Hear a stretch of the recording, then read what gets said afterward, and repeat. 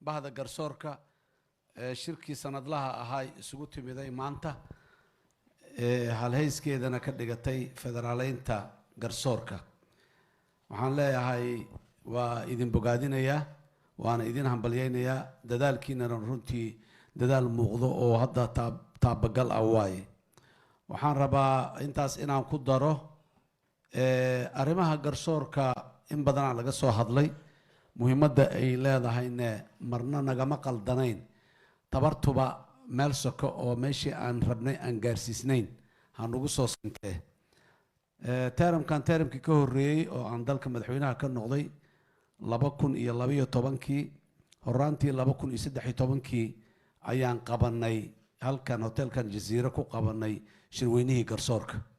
oo la isugu yimiday oo dal iyo dibadkaasi bahda garsoorka ma ahayne dadka Soomaaliyeed oo dhan ayuu ahaa oo dibadda iyo dalka gudihiisa iyo meel walba la isaga yimiday oo bal garsoorka la iska warsaday dalkan cadaaladiisa iyo garsoorkiisa sidee siyaasadiisa sidee loo hagaajiyaa, talooyin wax ku tar ah wax ku ool ah ayaa maxaan ku yiraahdaa beriga meesha laga jeediyay. talooyinkii in badan oo kamida ma ayan fulin duruufo markaa dalka ka jiray iyo mugiga rabitaankeennu mar walba wuxuu ahaa garsoorka in garsoor la wada leeyahay dadka Soomaaliyeed taladooda iyo qiyamka ay leeyihiin lagu saleeyay inuu noqdo ayay ahayd. isla sanadkaas waxaa la diyaariyay xeerkii lagu dhisi lahaa adeega garsoorka bishii Juulaay 2014kii golaha shacabka ayaa ansixiyay xeerkii iyadoo culays ka jiray dhinacyo siyaasadeed oo xilligaas taagnaa. hase yeeshee markii xeerkii ilaa hadda uu jiraa la ansixiyay adeega garsoorka in shakhsiyaadkii adeega garsoorka noqon lahaa ee dastuurka ku meelgaarka biriga uu tilmaamayay ay xukuumaddii soo barboos gareysay baarlamaanka waa mari waay. golaha shacabka ayaa jira markaa aqalka sare ma jirin beriga waa mari weysay oo waa baarlamaanka uu soo celiyey asbaabo oo xoogaa aad iyo aad u dhib badnaayo farsamo oo caqabada ahayoon laga gudbi karin ayaa la soo dhibaatooyinka markaa naga jira Soomaaliya berigaana jiray welina meelaha qaarkood ku dambeeyay waxay tahay wax walba inay naga siyaasadaysan yihiin wax inay naga siyaasadaysnaan aanan u baahnayn in ay naga markay siyaasadda kore looga soo heshiiyo ama la iska fahmo in markay farsamo joogtay oo wixii in la nambariyo oo la kala waxay loo baahnay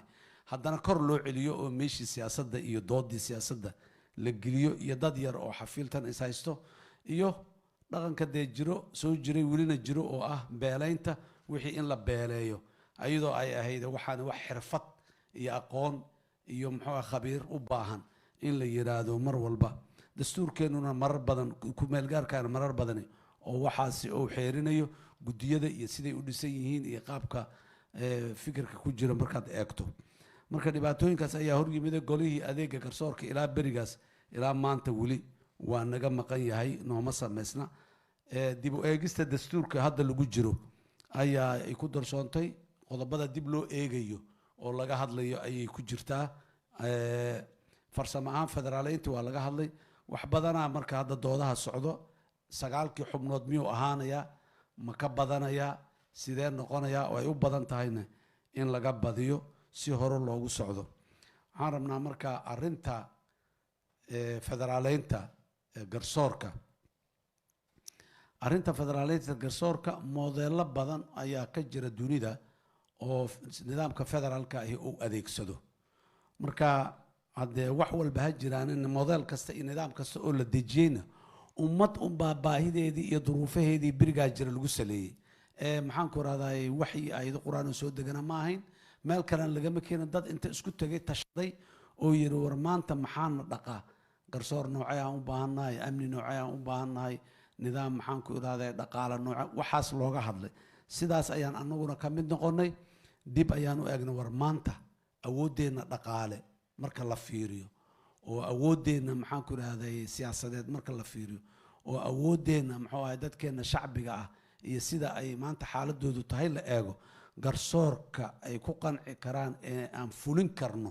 ilaan waata hadda laga hadlayay fulintii ayaa wax badan ay u dhicisoobeen waata la leeyahay midka aan fuli karnahay awoodiisa aan leenahay duruufeena maanta marka la cabiro waa maxay dood oo dheer ayaa la galay waxaana la isla gartay nidaam garsoor oo federaaleysan oo maantana awoodeennu meesha ay joogto aan qiyaasna inaan fuli karno waa laga yaabaa kuwa kasii qurqurxan ama laga jeclaan lahaa inay jiraan laakiin xaqiiqadu ay tahay inaanan fuli karin awood dhaqaale aan ku fulina aanan heli karin maxaan ku yidhahdaaye awood aqooneed iyo khibrad aan ku fulina aanan heli karin duruufaha siyaasadeed ee dalka ka jira iyo wacyiga dadkeennu aanu saamaxaynin caqabadahaasoo dhan iyadoo la tixgelinayo ayaa nidaamka federaaleynta garsoorka aan qaadanay waa laga yaabaa marka lasoo bandhigo dadku inay su-aalo badan ka keenaan oo ay yidhahdaan warsay suurtagal ku tahay sida hadda uu tilmaamayey guddoomiyaha muxuu ahaay maxkamadda sare dalka in aan isku tagno kalsooni aan abuurno oo maxkamadda degmada joogtahay degmada fog ee maxaanku irahdaa dalka geeskaa jirtahay ay dacwad heer federaal ah inay qaadi karto haddii kale haddii aan dhahno maxkamaddii degmada ee heer dowlad goboleedna halkanay ku taallaa maxkamaddii degmada ee heer federaalna halkanay ku taallaa oo meesha intaan kasoo bilaabno aan meel walba laba maxkamadood oo isbarbartaano aan dhigno waa laga yaabaa mashaakilaad badan inay daaweynayso laakiin mashaakilaad kale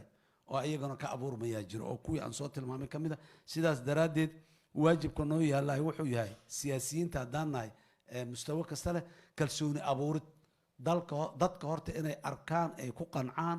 waxaana inay shaqaynayaan markay ku qancaan kadib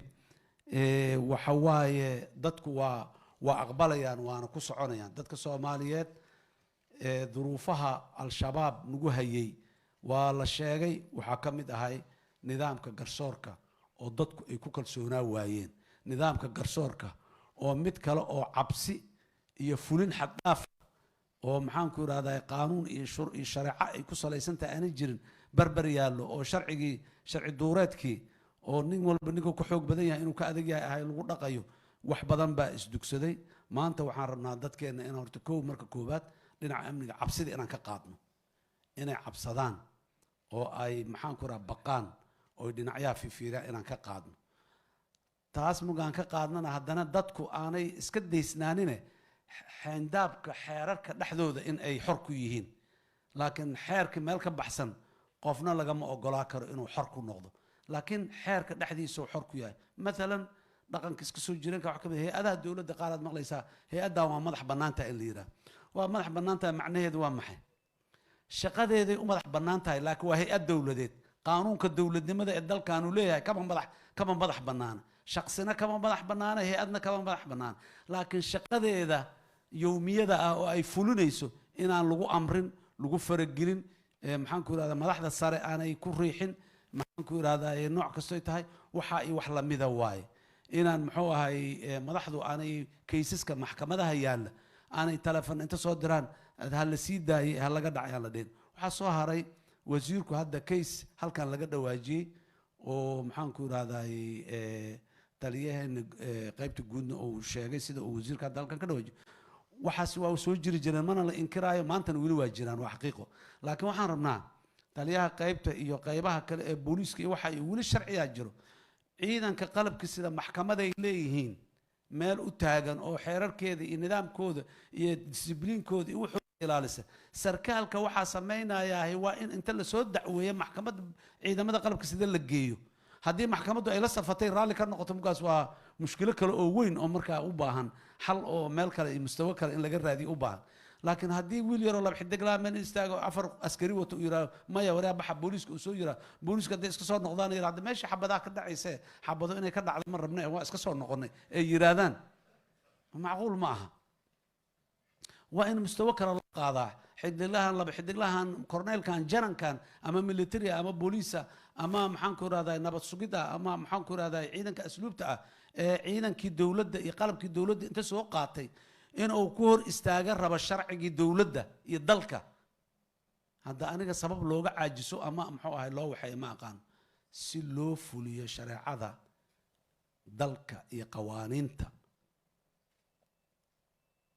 waa in loo dhintaa maalin walba maxkamadda daday dil inta ku xukunta tiirka la geeyo la dilaa soo maa muxuu halleeyey waa tabar darnaay miya kaasi kan hadda oo la sheegayo oo xukunkii maxkamadda hor taagan yahay laleeyahay muxuu ka duwan yahay kaa qoryo haysta daraaddeeda ma dhici karto wax dhacaya maaha kaysaska saas oo booliiska ka hor yimaada booliisku waa ciddii maxkamadaha xeer ilaalintu iyo maxkamaddu gacmama qabto ee dhulka ku tagtay dad ku soo qabsato gacmama qabto ay ku fuliso muxuu ahaay wixii ay gaartay waxa adeegaas u hayahay waa booliiska oo inuu dadka hor keeno ninkii sharciga ku qaldamana maxkamadda sharciga oo hor keena laga rabo kii ay xukunteen inuu fuliyo laga rabo kii hor istaagana sharciga ha geeyo ciidamada qalabka sidaahi waa hay-ad dowladeed oo dalkan ka tirsan qawaaniin xukunto ayay leeyihiin bilaa qaanuun ma aha iska socdo daysan oo sharci qabanaya aanu jirin ma aha annaga yaanan ka gaabinin booliiska hadday tahay maxkamadaha iyo xeer ilaalinta ciidanka hadday tahay askariga qaldamaahi waa in la geeyaa maxkamadda oo ciidamada qalabka sida uu ka tirsan yahay ma ka weyna gobollada kuwa waaweyn oo saraakiila oo meelo fogfog dembi ku galay ayaa maxkamaddu inta tagtay meesha kusoo xukuntaa ama qaarkood inta u yeertay xamar soo gala tiray soo galaan ayaa inta ma diidi karaan laakiin markuu arko booliisku hadduu shush iska yiraahdo ka tagayaan hadda waa iska taqaana waa bini aadanana waa ku dhiiranaynaa inaan xuduudaha ka gudubno taas waxaan rabaa taas inaan idhaahdo arrinta kale aad iyo aad ayaan wasiirka iyo guddoomiyaha maxkamadda sare ugu raacsanahay cadaalad dalkaani siduu u helaahay dagaalay nooga baahan tahay dagaal la'aan ma soconayso inta sharciga ogol ee raalliga ah oo dadka Soomaaliyeed oo dhan intiisa xoog leh intiisa caqliga leh intiisa awood leh ah iyo in yaroo nagu dhex jirto oo diidan waan nahay intaasi marka inay waa afartii wiilo hadda aan aragnay awoodooda shabaabka eedo 15 sano haysto kale daalum diidan sharaacada iyo qawaaniinta in lagu dhaqmo diidan ee meel taagan haddana inaan ka caajisno ka gaabino waxaan uga gaabinaynaa waa la isdilayaa reer hebeliyay ku eedin hebelyaanu ku eedin inta yaana ka dhicin ma aha haddaad eed ka cararayso oo adoo sax ah nin khaldan yow ku eedin ba haddii aad muxuu ahay uu shaki kaaga jiro xilka ma hayn kartid niyaa raalli ah iska dhig meel ka tag xilka aad qaaday ee kutubka jaamaca aad gacanta u saartay aad u dhaaratay inaad u eedowdo oo lagu eedeeyo qof qaldan midka fiican waa kugu farxaya kan saxa ah ee fiican ee toosan waa kugu farxaya waa ku duceynaya waa ku bogaadinaya waan ku hambalyeynaya kan qalloocan waa kan ku eedeynaya kii qalloocna eediisi markaad ka baqdo kii fiicnaayaad eed ka gashay ogow meel cidlaa ma marin meel dhexe oo la maraahi ma taalo ama u heelinay ama khaladkaad ku dhacay haddaadan rabin xataa aad ujeedadaad inaad khalad u heeliso laakiin haddaad saxda inaad u heeliso aad ka gaabiso khaladkaad u heelisay waaye macnaheeda waxaan rabnaa dadka Soomaaliyeed meel kasta oo joogaan ha ku dhiiradaan qaladka inay yiraan waa khalad ciday doonto ha ahaato inay yiraahdaan sax ma aha waxaan waa laga roon yahay sidaan si ka fiicanaa jirto inay yiraahdaan oy dood ka keenaan waa u madax bannaan yihiin dooddu mar walba waa hadal inta la wada hadlayana wax walba waa fiican yihiin horumarka oo maxaan ku raahdaa xeer ilaaliyaha iyo guddoomiyaha maxkamadda sare inoo sheegeen ee maxkamadaha waa sida la sheegay kiisasku waa badan doonaan dacwaduhu waa badan doonaan mustaqbalka soo socoto maxaan ku raahdaa adeega garsoorka inuu faafo oo dhul badan oo muddo dheer aanu ka jirin oo gaaraa la rabaa hadba sidoo u gaaro ayaana muxuu ahay u gaarsiinayna laakiin inaan gaarsiinana nalaga rabaa hadba intii aan kari karno iyo sida aan u kari karno meel walba haddaanan maxkamadda gaarsiin karin maxkamadaha meeshaan gaarsiin karno inaan gaarsiino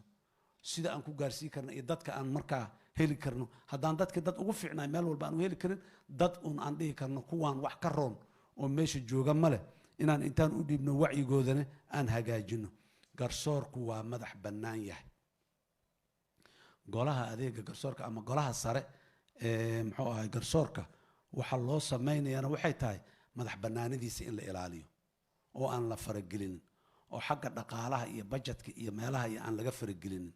oo xagga magacaabista iyo maxaan ku raaday dadka dalacsiintooda iyo aan lagu faragelinin oo xagga xilsiinta iyo xilka qaadista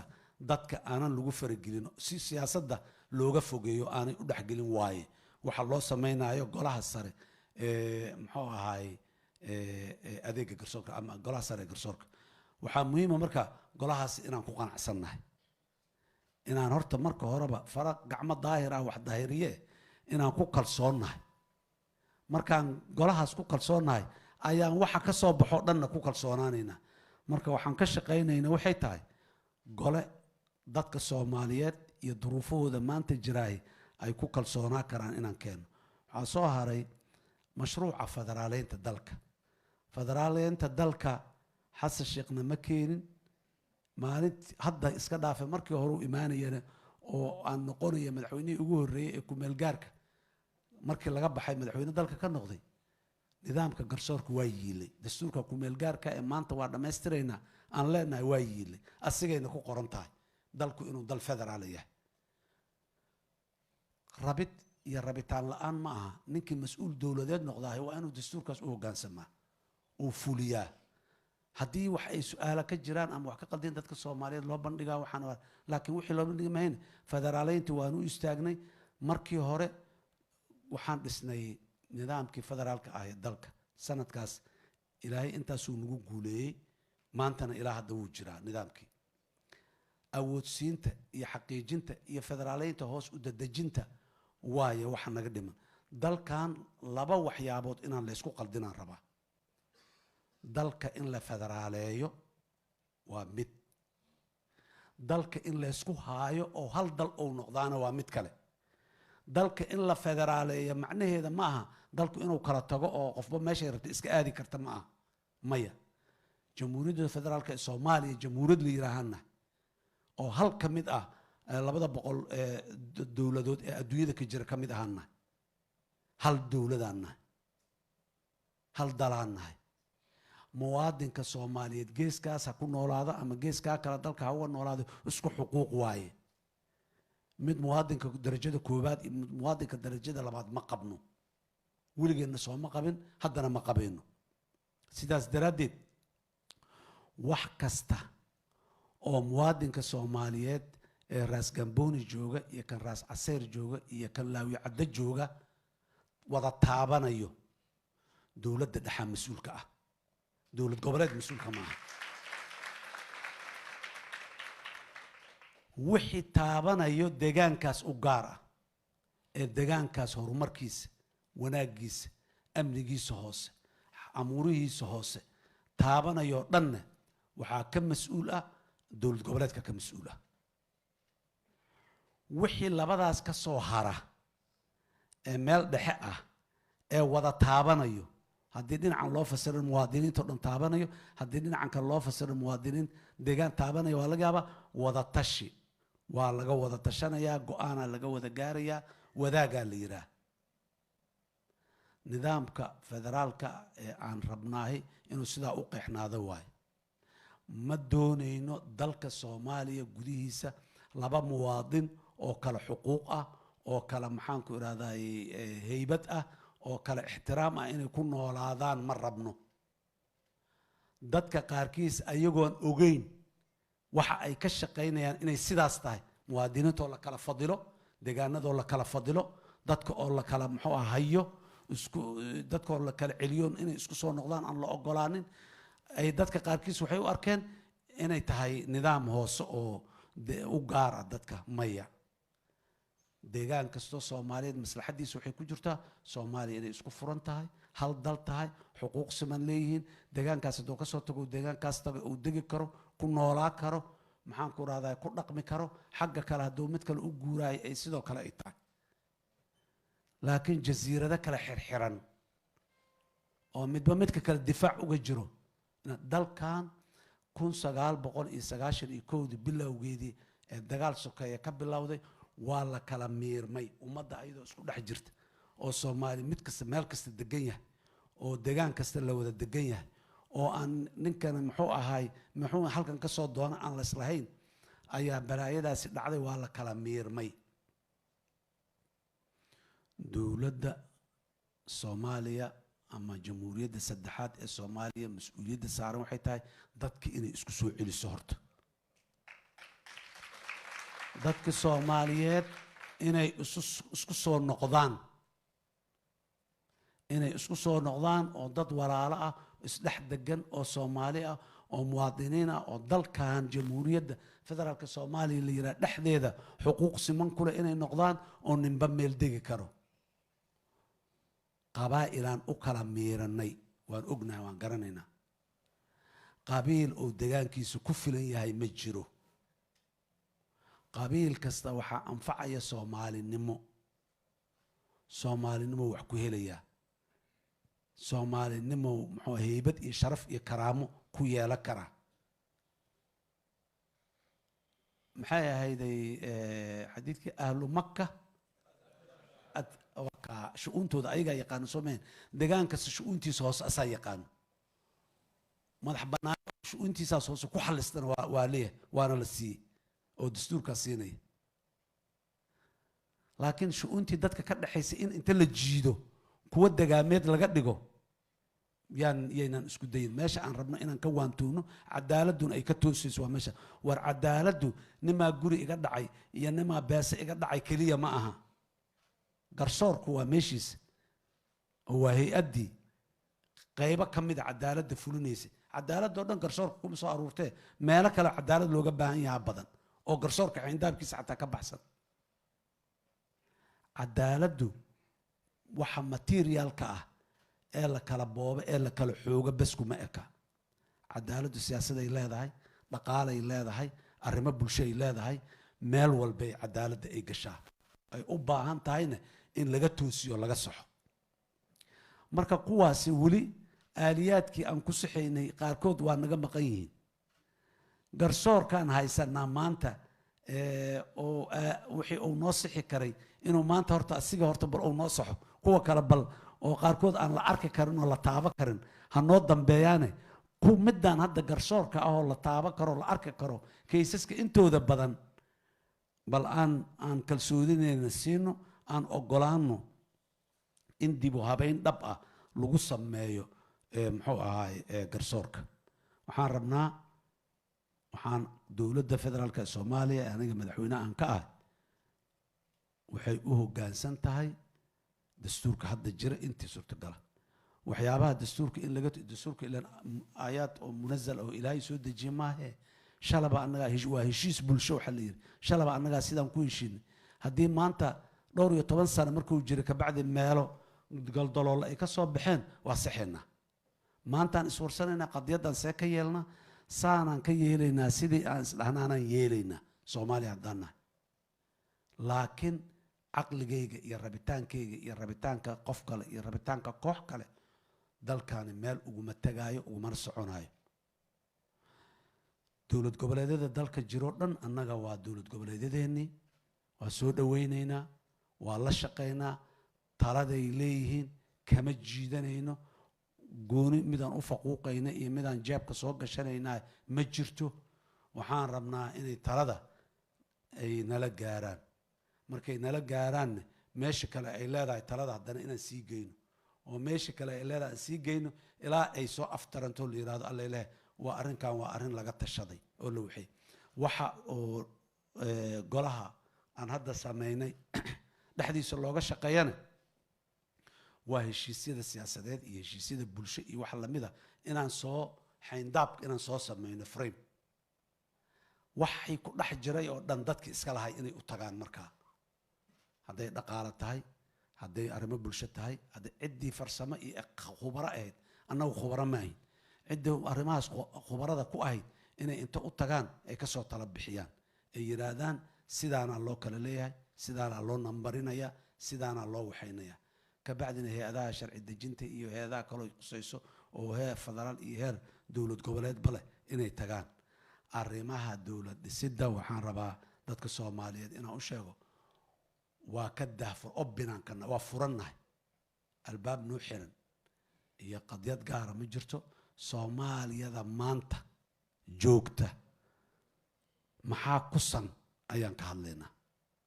Soomaaliyada 2050 iyo 2060 jiri doonto ma ka hadlayno maxaa ku san midda maanta joogta 2023 2025 2026 2030 middan soo 10 sano soo socoto kale maxaa ku san 10 sano ka bacdi constitution dib ha loo eego waxyaabaha qaarkood shuruucda dib ha loo shuruucda kale oo dhan joogto waayba dib u eegistooda oo mar walba socon kartaa laakiin constitution kale in la yiraahdo 10 sanaba maraa dib u eegis lagu sameynaa oo guddi yar inta loo saaro oo la leeyahay bal qodobada qaarkood dib ha loo soo eego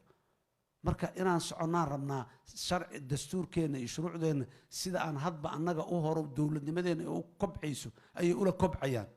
maanta ma sameyn karno wax kasta oo wax ugu fiicnay oo aan jecelnahay waxaan ugu dabaqanta mahmaahdii ahayd maxaasan maxaa suuraabaa ka roon wax badanaa qurxon dal barwaaqaysan wax walba leh maxaan ku iraadayay inaan ahaano waa sida san laakiin maanta maxaa suurooba nimankan dabarka nagu xiray aan dabarka iska goyno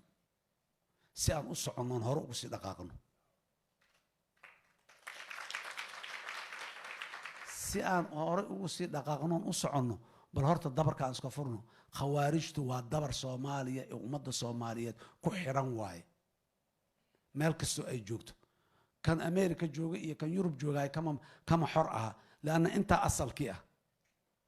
inta haday dabran tahay kan America joogana waa dabran yahay iyo kan Sweden jooga iyo kan maxaa Ingiriiska jooga iyo kan Kenya jooga iyo mid meel kasta jooga waa dabran yahay halkan waaye Soomaali meesha laga haysto Ilaahay idankiis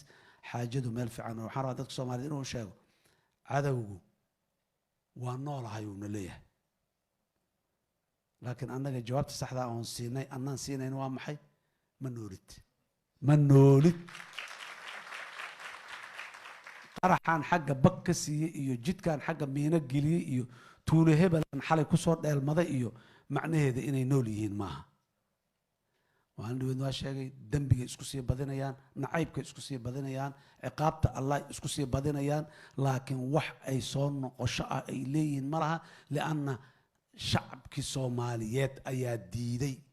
badeecadoodii shacabkay ka dhex gadmi weyday waa malay bihi ka gureen ma noolana kalluun ama malay hadii meel oo biyo ku jiraan oo ku dhex mulculeeyahay oo bihi ay ka guraan ma sii noolaan karaan shabaab bihi waa ka gureen biyo shacabka Soomaaliyeed oo ahay waana ka guray ma noolaan karaan mana noola dadkuna waxaan rabaa inay saas u fahmaan kuwa wali meelaha ku gagabanayo oo cabsanayo oo telefoon meelaha qaarkood u dadirayo oo qalbiga wali waxaan leenahay qalbigeena xoojiya nimankaasi waa tageen dadkaaga dhinac ka soo raacay ummadaada soo dhaxgal wadada toosan iyo wanaaga iyo sharafta iyo karaamada iyo heybada iyo cibaadada iyo suubanaanta iyo ku toosnaanta dariiqa rabbi waaye waxa aan rabno nagula soo toosadi aliira insha Allah intaas kadib mar kale waxaan rabaa inaan bogaadiyo una hambaliyeeyo muxuu ahaay bahda garsoorka federaaleynta garsoorkuna waa socotaa muwaadiniinta Soomaaliyeed meel kastoo ay joogaan xuquuqdooda in la wada ilaaliyaan rabnaa colaad iyo cunfi colaad iyo cadow aan shabaab ahayn oo dawladda Soomaaliya ay leedahay ma jirto inta kale oo dhan lama dirsanin nin siyaasi oo meel taagan waa qayli karaa qola xagga waa ka qayli kartaa laakiin qolo walba waxaan rabnaa inaan garabka u raaricino oo dhahno walaalayaal maxaa dhiilaydan maxaa idin dhibaya inaan dhahnaa rabnaa oo waxa dhibaya intaan kala garanno kala fadhiisan haday run yihiin dhibka aan ka dhaafno haddii ayan ahayn ismoodsiiyeen inaan u sheegno dhahno war dhib ma ahana waad ismoodsiiseen hagaaga dadka Soomaaliyeed baaq guud oo u diraya waxa waaye nabad walaalayaal waxaan nabad iyo heshiis aan ahayn ma anfacayaan Soomaali heshiis aan ku baaqnay waa naga dhab baydhabo gogol nabadeeda ka furan laascaano gogol nabadeeda aan ku baaqnay welina waa ku sii baaqaynaa in ay nabadi ay ku soo waxaysanto meel kasto kale ay colaadi ka jirto oo na sidoo kale ayaan ugu baaqaynaa raali kama ahin kuma faraxsanin dhiig Soomaaliyeed oo daadanayo meel kasto u yahayba ummadda Soomaaliyeed dhaqan ka soo banaayoon la haajirnay iyo odayaasheenna iyo dhammaan war nabaddu qofna wax kama bi'iso qofna ma disho qofna ma dhaqaala tirto qofna ma karaama tirto laakiin colaadda waa ku dilay waa ku karaama tiray nimaadan baryay inaad baryay midaadan magan u noqon inaad magan u noqonay midaadan kaalmo weydiisan lahayn inaad weydiisanay midaadan isku ra'yi ahayn oo xumaan iyo qaab darro iyo walax alle iyo islaamku aanu raalli ka ahayn weligiis ku dhex jirayaad maciin bidee aad kaalmo u doonane ha aadin ka adkayso oo u adkayso waxba kaa dhibi maysee walaalka kaa soo horjeedo walaalow iyo inaad kari karta raalli ahow waa kaa khaldanaa anaa kaa gardaraa raalli ahow waa qodob kaama gardarni walaalow laakiin haddaa idhibsatay raalli ahow ayadana waxba kaa dhibi mayso waxayna kuusoo kordhiso kumana liidanaanna kuma geynaysee karaamo iyo sharaf iyo waxay kuu keenaysaa wanaag dadka Soomaaliyeed meel kastoo ay joogaan waxaan ugu baaqayaa nabadda inay qaataan nabaddana ay ka shaqeeyaan waxaa kale oon rabaa mas'uuliyiinta Soomaaliyeed ee siyaasadda heer federaal iyo heer dowlad goboleedba joogaba ayagana waxaan ugu baaqayaa nolosha wax kasta siyaasad ma aha siyaasaddu waa muhiim waa talada meesha ay ka go'do laakiin wax badan oo siyaasad ahaynaa jire yaanan siyaasadaynin meesha ay leedahay siyaasadda aan geyno aanan ku hayno meeshaas yaanan intaan soo daadejino geedda guryaha iyo qoysaska iyo xafiisyada hoose iyo meelaha iyo qabaa'ilada iyo deegaanada iyo yaanan dhex keenin wayna dhibay waynana fidnaynay meesha ay leedahay aan ku hayno oo Soomaaliyay qabiilkuna meesha uu leeyahay aan ku hayno reer qurac iyo reer qansax oo dalka geeskaas ka degan waa midda aan sheegayno shu'uuntooda gaarka ahay u madax bannaan yihiin talada guud ee dalka Soomaaliya iyo dadka Soomaaliyeed ka dhaxayso dhan wakiilay u soo dirsadeen wakiiladooda ha ku kalsoonaadeen oo waxa ay rabaanna ha soo marsiisteen weliba u soo dhiibteen meesha lagu gaarayo talada federaalkan ka hadlayaaye oo dadka Soomaaliyeed oo dhan wada gaarayso hadday tahay siyaasad hadday tahay amni hadday tahay dhaqaale hadday tahay arrimo bulsho hadday tahay war wakiilaad soo dirsatay oo aad tiri ii tag meesha lagu haayo talada Soomaalida ka dhaxayso ii tag aad tiri waa joogaa waa dad maxaan ku raadayay indheer garad ah wax yaqaano wax fahamsan bas maxay u baahan tahay adigaan ku kalsooneen oo dhinac cararayo ninkii aad soo wakiilatay ayaad haddana feer cararaysaa aad gol socotaa